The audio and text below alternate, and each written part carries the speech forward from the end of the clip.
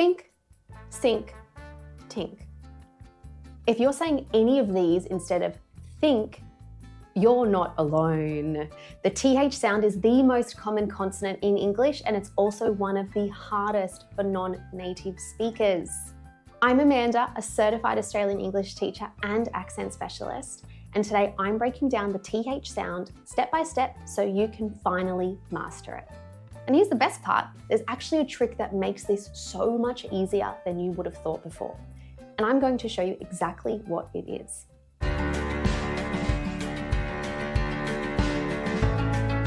By the end of this video, you'll know why the TH sound is actually two sounds and how to tell them apart, the exact tongue placement that works every single time, the number one mistake people make and how to fix it, and a simple practice method you can do in just 3 minutes a day.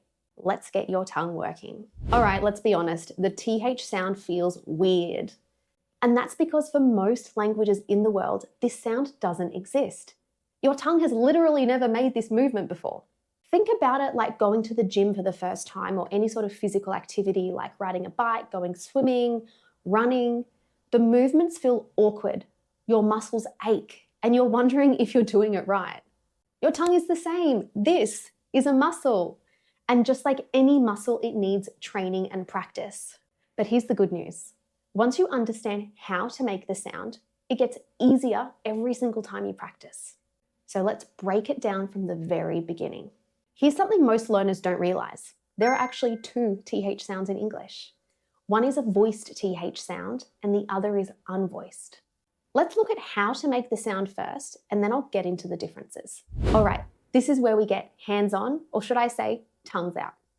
So, step one, stick your tongue out. Don't be shy. Stick your tongue out so the tip comes between your top and bottom teeth. You should be able to see the tip of your tongue. If you can't see it, push it out more. Step two is soft teeth on tongue.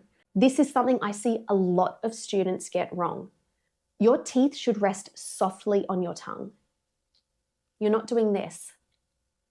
If you bite down too hard, or if your tongue is slightly behind the teeth, the air can't flow, and then you'll end up making a t or d sound instead. So think soft teeth on tongue, like you're holding a piece of tissue paper between your teeth. Another way of looking at it is imagining a cheese sandwich. You have a piece of bread, a slice of cheese, and then another piece of bread, right? Your mouth is a teeth sandwich. Teeth, tongue, teeth. And then let the air flow. For each sound, just breathe out gently. The air should flow over the top of your tongue and through the gap between your tongue and teeth. You don't want to be using your chest too much here. If you use too much air, it'll make the sound too heavy and too overpronounced. For example, th, th. Listen and watch. Or Now let's get into the nitty-gritty of the sounds. So sound one is the voiceless TH, also known as unvoiced. This is the sound in words like thin, thank, and bath. Listen, I'll do it from the side. Thin, thank, bath. Now I want you to place your fingers over your throat like this and say them after me, practicing the tongue placement we just looked at. Thin, thank, bath. You're actually not really feeling anything here, right?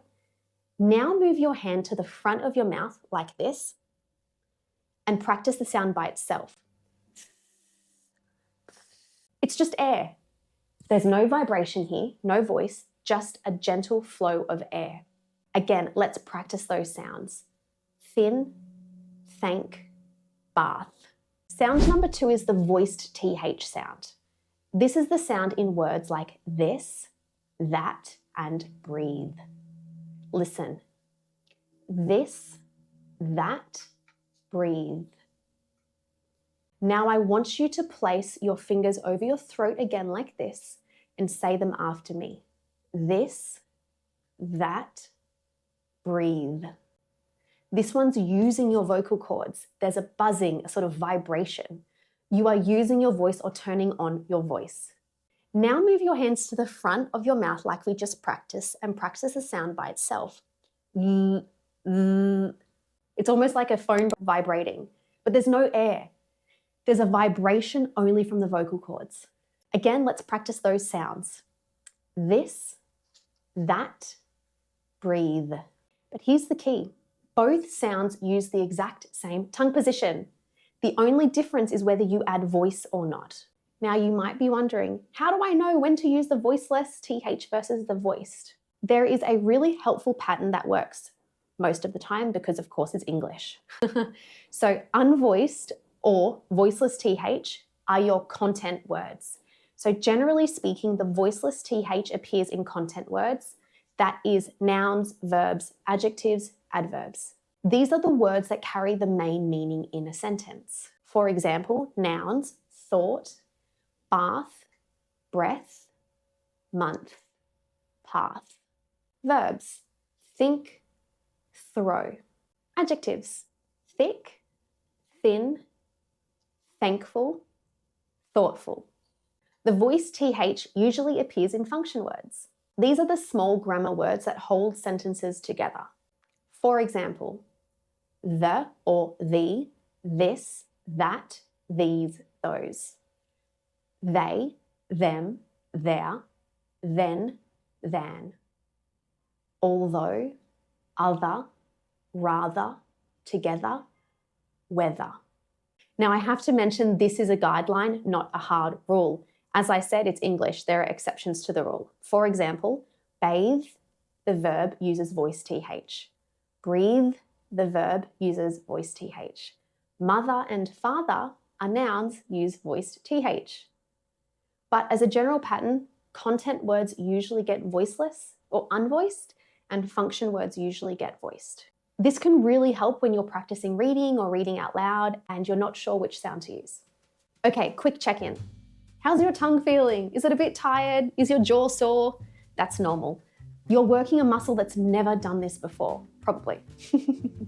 Drop a comment and let me know which sound is harder for you, voiceless, think, or voiced, this. And if this is helping, hit that like button so I know to make more pronunciation videos. Let's keep going. Now that you know how to make the sound, let's talk about the mistakes that usually trip people up. Mistake number 1, tongue stays inside. This is the most common one. Your tongue is staying behind your teeth instead of coming out. So when this happens, you can sometimes make a S sound, as in sink, I sink, or a T sound, tink, I tink so, instead of think. So how can you fix this? Use a mirror or your phone camera. Make sure you can see the tip of your tongue every time you're practicing. Mistake number 2 is actually using your bottom lip.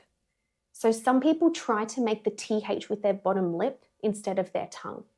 This creates an F sound. Now I'd really want to just quickly mention that in some dialects or some accents, this is actually the way people pronounce words.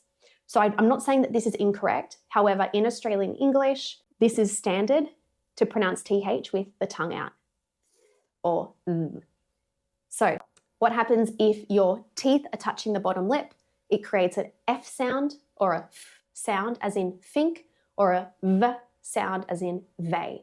So instead of think or they, it becomes fink or they. How to fix this? Hold your bottom lip down with your finger while you practice. This forces you to use your tongue. For example, think, they. Think, they. And mistake number 3 is biting too hard or pushing your teeth down too hard on the tongue. If you do that, you're stopping the airflow and then it sounds like a T or D. So think of your teeth as gently resting on your tongue, like I said before, that tissue paper. So you're not biting it, you're not clamping it, it's just resting.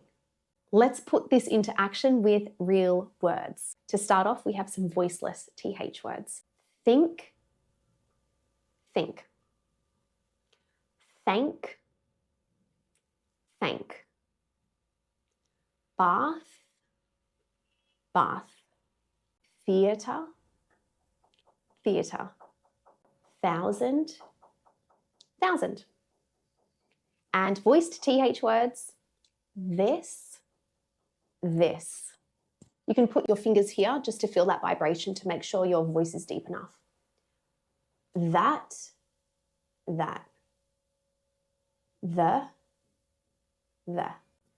Breathe. Father. Great. Now let's try some phrases with connected speech. Think again. Notice how think connects to again. Think again. With them becomes with them. Notice how I don't say both THs. With them. The other three. That's 3 TH sounds in a row. The other three. Great work. Your muscles are getting a workout. Now it's time for your homework, and it's only 3 minutes a day. So days 1 to 3, practice the tongue placement in front of the mirror. Hold the TH sound for 5 seconds and do this 10 times. So that could be voiced or unvoiced. For example,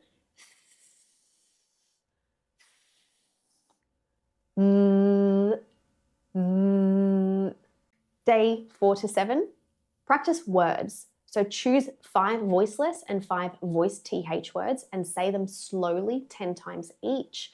Pro tip, use words that you use on a daily basis. Think about words you use at work, speaking to people, communicating with others, and practice those. Week number 2, practice phrases and sentences, and then build those up to full conversations. And just remember, consistency beats perfection. 3 minutes every day is better than 1 hour once a week. Let's recap what you learned today. The TH sound is actually 2 sounds, unvoiced, thin, and voiced, this. Your tongue comes out between your teeth. Soft contact, air flows. Voiceless or unvoiced TH usually appears in content words like nouns, verbs, adjectives, and adverbs. And voiced TH usually appears in function words like the, this, that. The top mistakes are tongue inside, using your bottom lip, or biting too hard. Practice 3 minutes a day to build that tongue muscle up. Now onto something new that I'm so excited to share with you. I'm currently working on a brand new pronunciation program that will transform how you speak and understand Australian English. This isn't just a course, it's a complete immersive experience where you'll master every sound in Australian English through comprehensive video training, practice pronunciation with guided drills and audio exercises, learn connected speech, how Aussies actually link words, drop sounds, and speak naturally in fast conversations, get personalized feedback and support in live sessions throughout your journey, and be part of a supportive community of learners just like you. It's designed specifically for professional migrants and international students who want to feel confident, clear, and natural in Australian workplaces, universities, and everyday life, with real transformation you can see in just 6 months. And if you're interested in being one of the first to know when doors open, scan the QR code on the screen and check the link in the description to get on the wait list. Now here's my challenge for you. Record yourself saying this sentence. I think this is the thing that bothers them the most. Post it and tag me on social media. I want to hear how you're going. Thank you so much for watching, and if this helped, share it with another English learner who's struggling with TH. I'll catch you in the next video. Cheers!